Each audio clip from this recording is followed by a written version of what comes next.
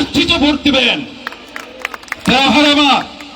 আপনারা জানেন হিন্দু ভাইরা আছে, ওই দলটি যে দলটি 1971 সালে 2 লক্ষ মামুনের ইজ্জত ছিনিয়ে নিয়েছে, 30 লক্ষ মামুনকে হত্যা করেছে, যারা স্বাধীনতাকে মানে না, তারা নিজেই বিসমিল্লাহ বলে না।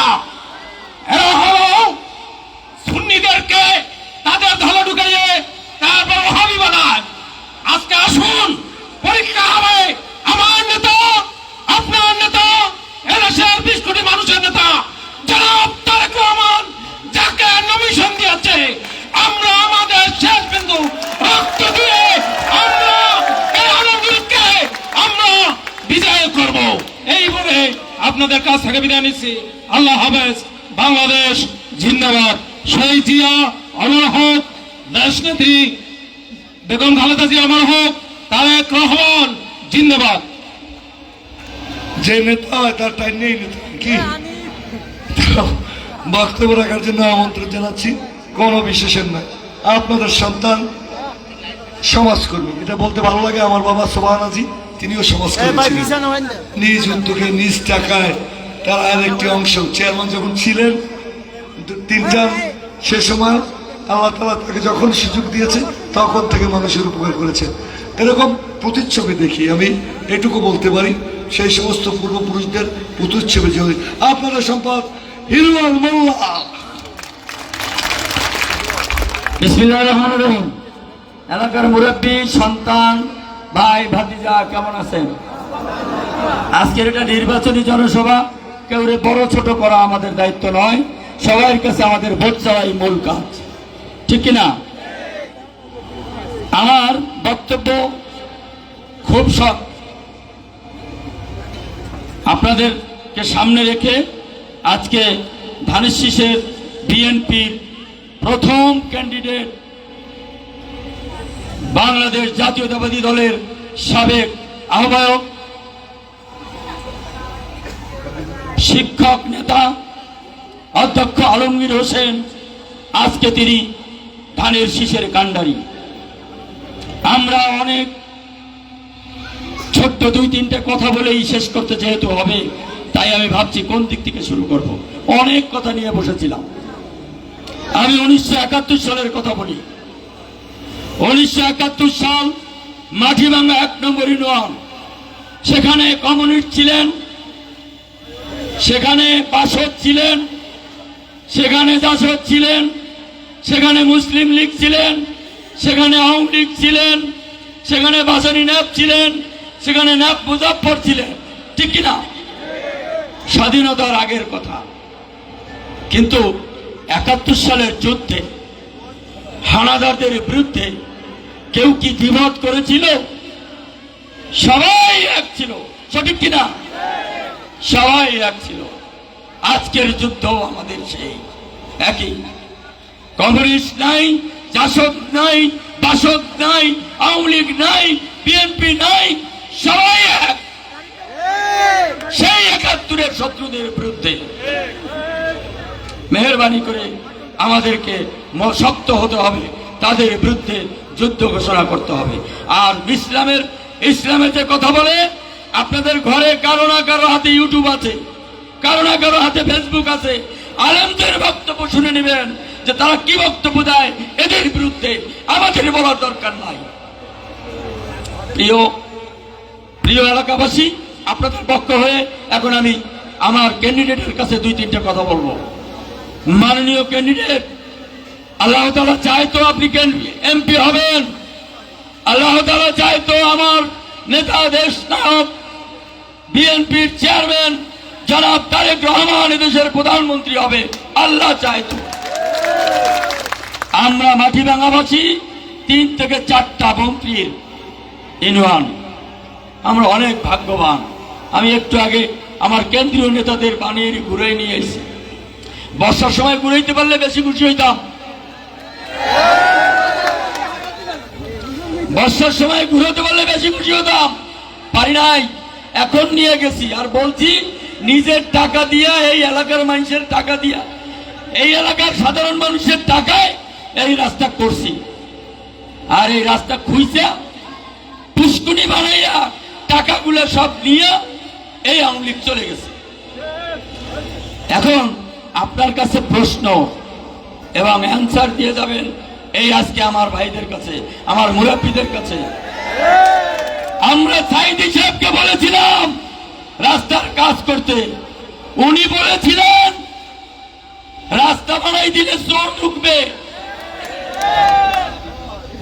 মাননীয় ক্যান্ডিডেট, আপনি আমাদের রাস্তাগুলো বাকি আছে করে দিতে হবে, এই কথাই এলাকায় দিতে হবে। আপনার আমাদের এখানে গ্রাম্য হাসপাতাল করে দিতে হবে, এই কথা দিতে হবে। আপনার আমাদের এখানে শিক্ষা প্রতিষ্ঠানগুলো জরাজীর্ণ আছে, এগুলো ঠিক করে দিতে হবে। আপনার আমাদের এখানে যত ব্রিজ গুলো নাই, এই বাজারের পাশে একটা ব্রিজ ফেলে রেখে টাকা নিয়ে চলে গেছে, সেটা করে দিতে হবে। আপনার এই কমিটমেন্ট দিয়ে যাবেন আজকে আমাদের, তা না হলে আমাদের কিন্তু যাওয়ার আর কোনো জায়গা নাই।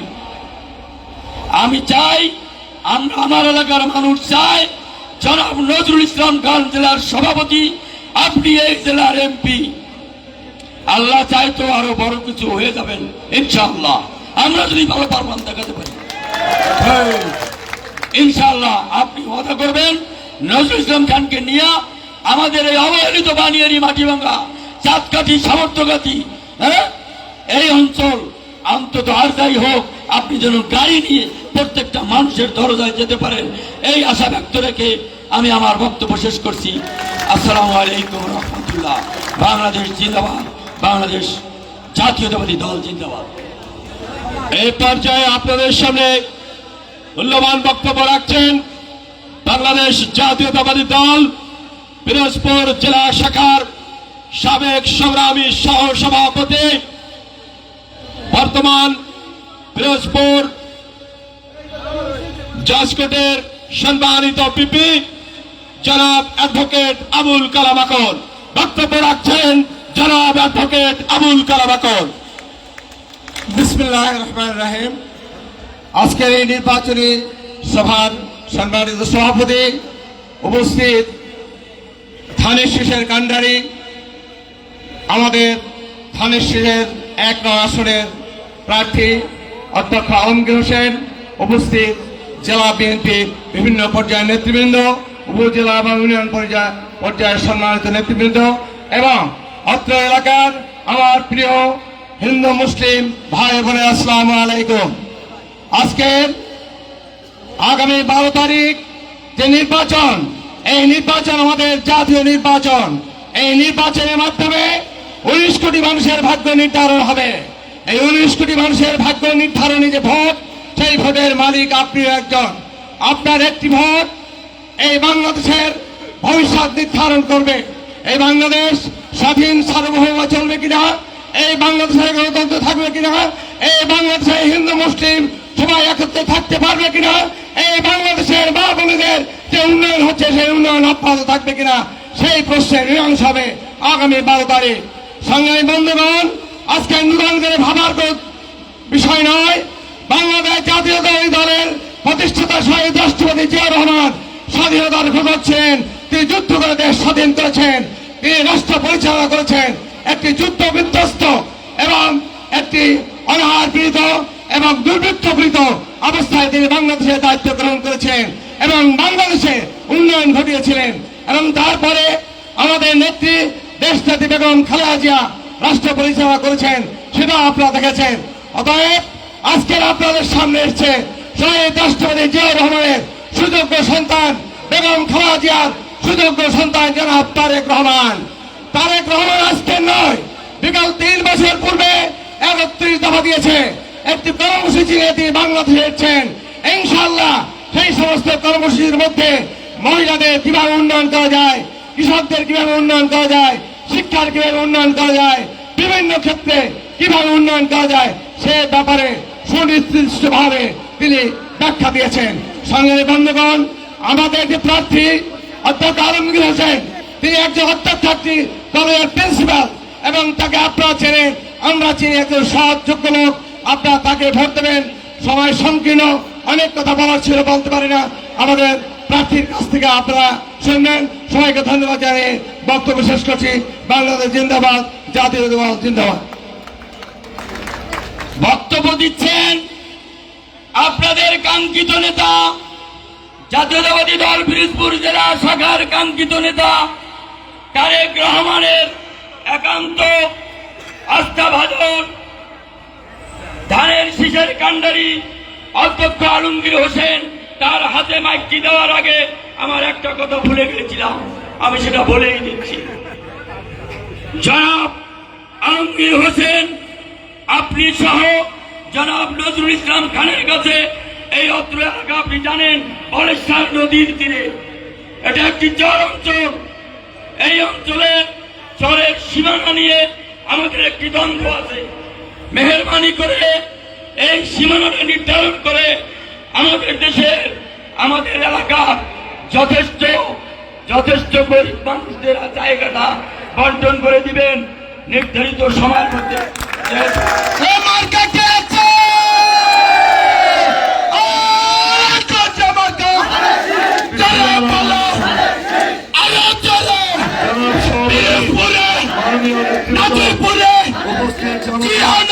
আসসালামু আলাইকুম। সময় নাই, প্রথমে শুরু করি আমার উত্তর দিয়ে। দাদা গীতা পাঠ করে বলেছেন মুক্তিযুদ্ধের পক্ষের শক্তির ইতিহাস। ইতিহাস দিয়ে ভবিষ্যৎ নির্ধারণ করতে হয়। আমি ইতিহাসের ছাত্র, ইতিহাস পড়ে বুঝে ভবিষ্যৎ নির্ধারণ করে। মুক্তিযুদ্ধের চেতনার বিষয়ে যদি আমি বলি, আমার এখানে একটি বোন আছে, ওপারও আরেকটি বোন আছে, ছোট বোন।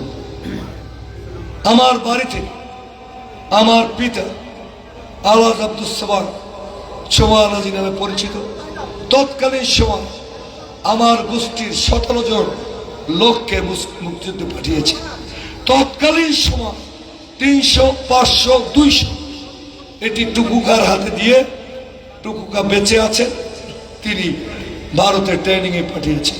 2, প্রতি বৃহস্পতিবার আমার চাচা জনাব শাহজাহান, যিনি আমাদের ব্যবসার শালম চাচা ইউনিভার্সিটির ছাত্র, চাচা শাহজাহান ব্যবসার কিছু নিয়ম, বৃহস্পতিবার টুকুকাকে টাকা পাঠিয়ে দিত।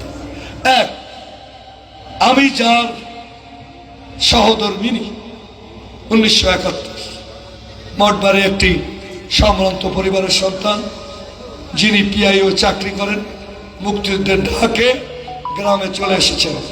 তার বাড়িটি রাজাকার সেই লোকাকারের ঘরটি পুড়িয়ে দিয়েছে। শুধু পুড়িয়ে দিয়ে ক্ষান্ত হয়নি, আমার শাশুড়ি তখন সদ্য বিবাহিত, তার ফুটফুটে 10 মাসের বাচ্চাটি নিয়ে তিনি যখন দৌড় দিয়েছেন, 10 থেকে 15 মিনিট চলার পর সম্ভবত পানি শূন্যতা অথবা ভয়ের কারণে সেই বাচ্চাটি মারা গেছে। আজও আমার শাশুড়ি পাগল প্রায়। 2, মুক্তিযুদ্ধের সরাসরি অংশগ্রহণ। আমার শ্বশুর মুক্তিযুদ্ধের তুষকালী যুদ্ধে শ্রেষ্ঠত্ব অর্জন করার কারণে মেজর জিয়াদ ইন্ডিয়া থেকে প্রাপ্ত একটি মাত্র এসলা তার হাতে তুলে দিয়ে বলছিলেন, ইয়াং অফিসার তুমি শ্রেষ্ঠ। সেই থেকে তার নাম হয়েছিল এসলাল। অর্থাৎ মুক্তিযুদ্ধ লালন করি। আরেকটি ইতিহাস ছোট্ট করে বলি। 79 একটি মার্কার আমি স্লোগান দিতাম। আমি যাকে শিক্ষক হিসেবে পরিচয় করে দিচ্ছি, অ্যাডভোকেট আবুল কালাম আকর 1977 সাল থেকে আমাদেরকে মার্ক্সবাদ লেনিনবাদ পড়াতেন। তাদের নেতা ছিলেন আমার মহামুরব্বী, আপনাদের কৃতি সন্তান জনাব মোস্তফা জামাল হায়দার। আজকে অসুস্থতার জন্য এখানে আসতে পারেন, তার জন্য সকলের কাছে দোয়া আমি প্রার্থনা করছি। আমরা সকল সময়, সেই সময় কিন্তু বাম গণনার রাজনীতির সাথে এই মহাবুবের কাছে আমি এসেছি, আমি তার ছোঁয়া পেয়েছি সেই ছাত্র রাজনীতি থেকে। 78 শহীদ জিয়ার হাত ছুঁয়ে বায়াত নিলেও 79 তখন সাংস্কৃতিক কর্মী হিসেবে 79 আমি কিন্তু গরুর গাড়ি ক্লাস 10-এর ছাত্র হিসেবে মোস্তফা জামাল হায়দারের সাথে পথ চলেছি।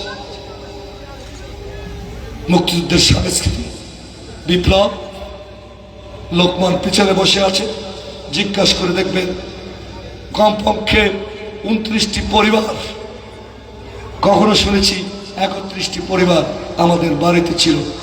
পিরোজপুরে আর্মি আসার 20 দিন পর্যন্ত আমার পরিবার তাদের খাওয়া দাওয়া এবং ইন্ডিয়া যাওয়া খরচ পর্যন্ত দিয়ে দিয়েছে।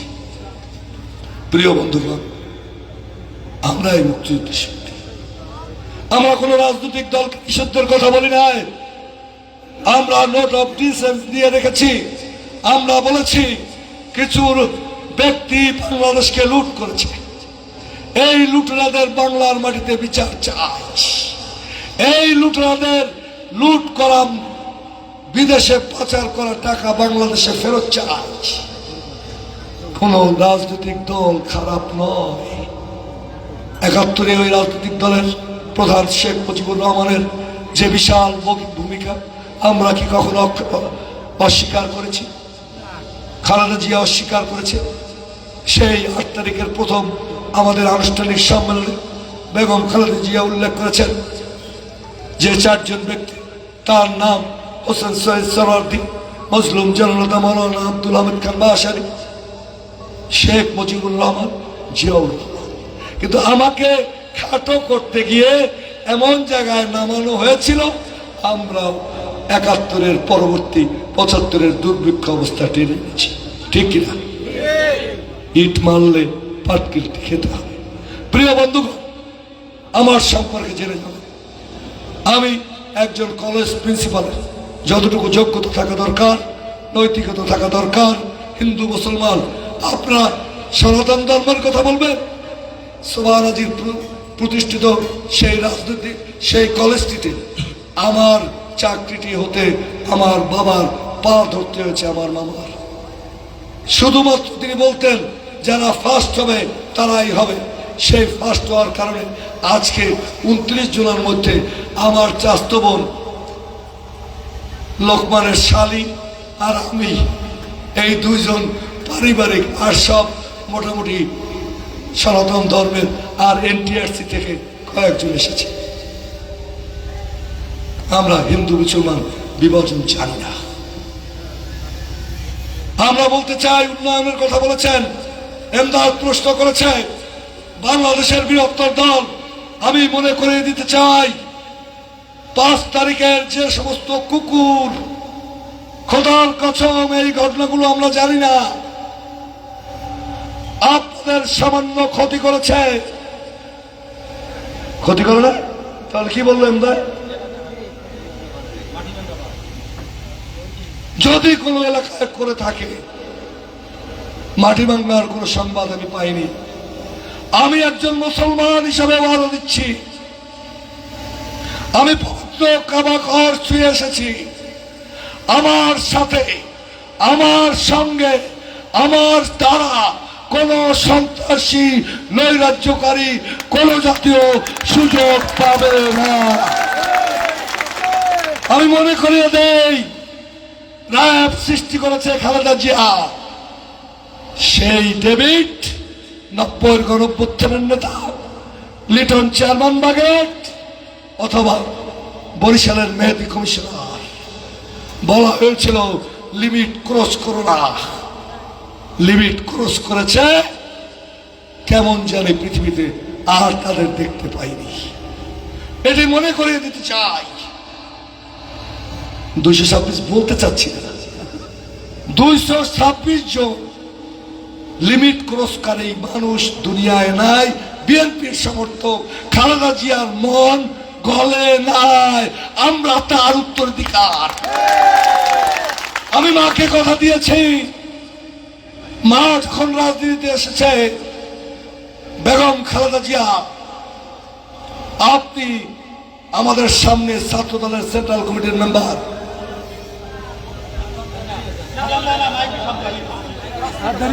প্রিয় বন্ধুগণ, যদি উন্নয়ন চান আমাকে লাগবে। আমার দলকে লাগবে। আমি জিয়া পরিবারের উত্তরাধিকার বিদায় আপনাদের মুরব্বী, আমার মহামুরব্বী মোস্তফা জামাল হায়দারকে ভাইয়া নিজে বলেছে, আমরা যদি সরকারে যেতে পারি আপনার মতো যোগ্যতা সম্পন্ন মানুষকে আপনার মর্যাদা অনুযায়ী অন্তর্ভুক্ত করব, আমাকে সিটটা দেন। তিনি নির্দ্বিধায় সিটটা দিয়ে দিয়েছে। তারেক রহমান তার বাঙ্গা কুলার জন্য এটি করেছে। মুরব্বীর সম্মান রইল আর তার ভাইয়ের অস্তিত্ব রইল। সেখানে সেই ব্যক্তি অন্যায় যদি করে সে মানুষের রক্ত হতে পারে না। আমি তাই বলছি, বিশেষ প্রকল্প করব 6 মাসের মধ্যে। তারেক রহমানকে বলবো জিয়ানগর 1-এর মধ্যে আপনি আসবেন, আসতে আপনাকে হবে বেঁচে থাকলে, কারণ জিয়ানগর সংযুক্ত। চোরেরা চুরি করেছে, চোরের বিচার হবে। আমার জনগণ, এলাকার জনগণ কষ্টে থাকতে পারবে না। বিশেষ প্রকল্পের মাধ্যমে আমরা 6 মাসের মধ্যে পিরোজপুর সকল রাস্তার কাজ আনুষ্ঠানিকভাবে তারা দ্বারা উৎপাদন করাবো প্রচুর প্রকল্পের। আপনারা বিশ্বাস করুন আমার সাথে। বিশেষ প্রকল্প পিরোজপুর প্রকল্প যদি উদ্বোধন করতে পারি 1000 কোটি টাকার কাজ হবে নতুন করে। চোরের বিচার হোক, আমার কোন রাস্তাঘাট ইনশাল্লাহ খালি থাকবে না, আপনারা বিশ্বাস করেন। আমি কথা বাড়াবো না, একটি কথা বলতে চাই। হিন্দু সনাতন ধর্মী, আমি মুসলিম, ধর্ম যার যার, রাষ্ট্র সবার। আমরা দেখিয়ে দিতে চাই এ দেশ মুক্তিযুদ্ধের লালিত দেশ। ৭১-এর পরাজিত শক্তিরা যেমন বাংলার মাটিতে জায়গা পাবে না, তেমনি চরমনায় পীর সাহেব বলেছেন মুনাফেক, শর্ষিনার পীর সাহেব বলেছেন আকীদা ভঙ্গকারী। আমাদের প্রিয় আলেম বাবু নগরী সাহেব বলেছেন, মদিনার সেই বিশ্ববিদ্যালয়ের বিখ্যাত আলেমদের উদ্ধৃতি দিয়ে বলেছেন, যারা দুনিয়ার কোন লাভের জন্য অথবা ক্ষমতায় যাওয়ার জন্য বেহেশতে যাওয়ার কথা বলে তিনি শিরক করলেন। যিনি বিশ্বাস করেন তিনিও শিরক করলেন, যিনি প্রতিবাদ করলেন না তিনিও শিরক করলেন। এটি আমার কথা নয়, আমার মা বোনদের নেক সুরতে। শয়তানের 2টা সুরত, একটি শয়তানের আসল সুরত আর একটা নেক সুরতে মা বোনদের দাগা দিতে চায়। নিশ্চয় আমার মাকে, আপনার স্ত্রীকে এই জালেমদের হাত থেকে, শিরক করার হাত থেকে রক্ষা করবেন, পারবেন না? তাহলে হিন্দু মুসলমান মিলেমিশে মুক্তিযুদ্ধের শক্তি, সংবিধানে বিসমিল্লাহ রাখার শক্তিকে ঐক্যবদ্ধভাবে দানের শীষে ভোট দিতে পারবো না? হে আল্লাহ, মাগরিবের পূর্বে আমি ওয়াদা দিচ্ছি জনগণকে নিয়ে, আমি যেন কোনো অন্যায় না করি, তারা ভোট দিক আর না দিক। ধানের শীষের বিজয় ইনশাল্লাহ হবে 12 তারিখ, ঠিক কিনা? হাজার মার্কাটা কি? মার্কাটা কি? হিন্দু মুসলিম সবার আমাদের এলাকায় জামাল হায়দার, হিরু ভাই, পলাশ ভাই, দুলাল ভাই। আরে ভাই, তোরা কি একটা সালিশি করছিস? তোকে কেউ কেউ ভালো গেছো, রাস্তা করছে হিরু, মসজিদ করে দুলাল, দান করে জামাল হায়দার। তোরা কারা? তোরা কারা? আজকে সেবক হবো, জীবনে সেবা করে নাই, নতুন করে হবে। আপাতত সেবা শুরু কর।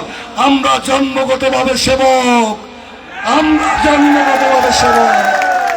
আল্লাহ হাফেজ, ভালো থাকুন, সুস্থ থাকুন, দানের শীষের সাথে থাকুন। ধন্যবাদ সকলকে। বক্তব্য রাখবেন আমাদের প্রিয় ভাই আজকের সভার সভাপতি সালাম ভাই। আসসালামু আলাইকুম। আগামী 12 তারিখ আপনারা সবাই ধানের শীষে ভোট দিয়ে ধানের শীষকে জয়যুক্ত করুন। এই বলে আজকে আমরা এই সভাকে সমাপ্ত ঘোষণা করলাম। আসসালামু আলাইকুম।